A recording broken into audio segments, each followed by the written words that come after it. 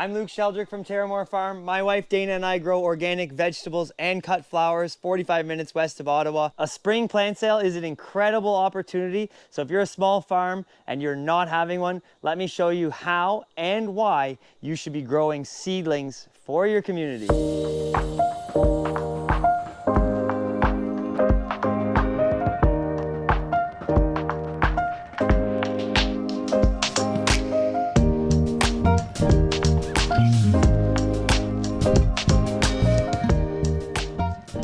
In this little space, we have thousands of dollars worth of transplants and a community around us that is itching to get these into their gardens.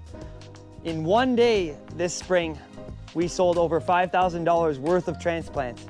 This here alone, one tray of 18 tomato plants is worth well over $100. By offering a spring plant sale, we're bringing in additional revenue when we're already doing the work in our nursery. We already have these things here. We're just increasing the amount we plant and then offering a new product to our community. We're also welcoming people from the community to the farm to see what we're doing, new potential clients, so it increases a brand presence and sort of brand loyalty and respect amongst our community for our quality of product and getting to know our farm, so a little bit of trust as well with our community and people getting to know us as people.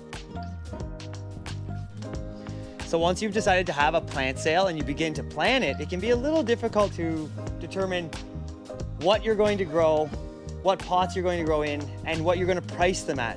So the first thing we did was decide to try to have everything just one price. Basically, you're trying to think of it in terms of value.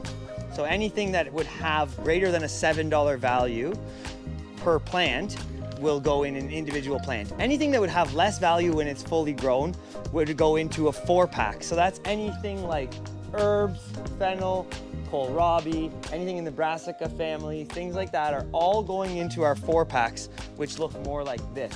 So this is an example of a beets one. And then anything like tomatoes, peppers, cucumbers, eggplants that has a greater value, they're going into our individual 2.5-inch pots. As far as selecting varieties, we do everything that we like to grow and we just plant more of it essentially, but with the exception of tomatoes, we like to plant some extra determinate varieties for people that are going to be doing home gardening. You don't always want to have indeterminate varieties. And then over time, as we heard of different people asking for certain things, we started to plant things that we don't necessarily grow for ourselves. So that includes things like the cucamelon. So this is definitely not a market gardener crop in most senses, but it's a really nice novelty crop that people love to grow, so we have those. Also things like hot peppers that we don't always grow, we'll do some habaneros as well. For the planting process, we're thinking of potting everything up and we're viewing it the same way we do a crop plan. So we're working backwards from the day that we want them completely ready, and that is the day that we're going to plant them at. So for example, with a brassica, typically we would be transplanting these at 30 days. So that's our pot update. And we know we want some additional time. So we had we had our first plant sale day on May 10th. So we worked 45 days back from that and planted into our trays on that day. The one exception to that is anything that's quick growing. So those are all of our watermelons, zucchinis, summer squash, winter squash, things like that, and cucumbers that are quick. They do not get potted up and they get planted just 15 days before that first day of the plant sale. So we want to hit that middle point where they're not too small at the first plant sale, but they're not outgrowing their cell by the last week. So for our plant sale, it's something, even though we're doing quite well at it now, it's still very casual. We have it set up inside our nursery. We have it sectioned off at the front of the building where people can just walk in. I have a simple cash register there and people can self-serve. Really nice, simple tables. This is how we do all of our tables, 2x6s on cinder blocks. Labeling is also super important. In the early years, we just had a roll of tape out with a marker and left it up to the consumer, but that actually we found slowed people down. It was making them work.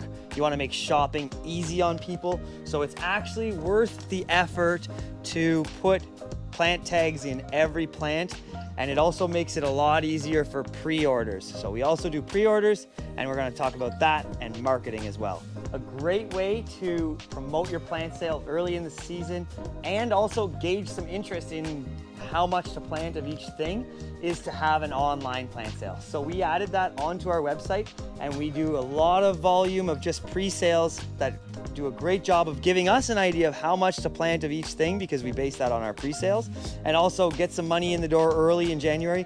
So we're using local Facebook groups to promote our pre-sale. Then we close that April 1st. We use that information to create our plan for our planting, because that's about when we have to start planting.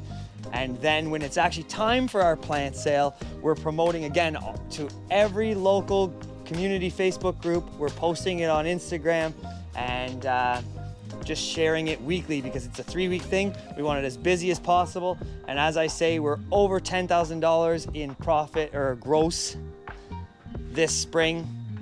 And we did hit over $5,000 in that first weekend. So it's a huge opportunity to make a lot of profit. Also, every year we're tracking our sales to see what we want to plant more of, what we want to plant less of, and get more and more efficient with the profitability of this plant sale. Closing out our plant sale here this spring, it's been a massive success. I hope after this video you feel inclined to give it a try.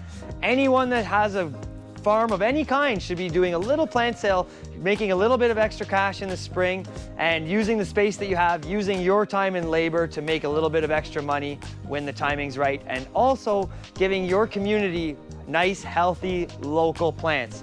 So if you found this video helpful, please hit the subscribe button. Also throw in the comments any questions you might have pertaining to just farming profitably in general, or plant sales in specific, because I'd love to share more information, and we're gonna be making another video more extensive in the future. Thanks a lot. Have a good one.